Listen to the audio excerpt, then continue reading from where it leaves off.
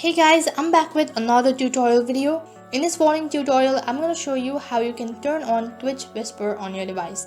So the video is very simple and easy. All you have to do is make sure to watch the video till the end, and then before getting started, make sure to update your Twitch application to the latest version, and also make sure to check your internet connection. So then first of all, open up your Twitch application. So as you open up your application, this kind of interface might appear on your device. So then tap on the profile icon in the top left corner. As you tap on it, on the other page there are multiple options. So then tap on account settings. So as you tap on settings, once again there are multiple options. So you'll have to tap on settings and privacy on the fourth step. On the other page, you will be directed into the info or the detail of settings and privacy.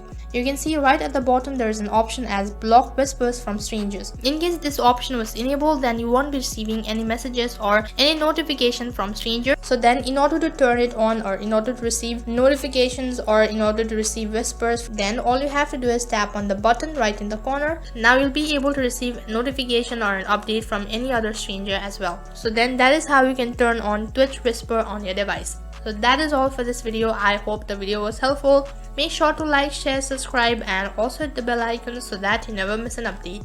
Thank you for watching.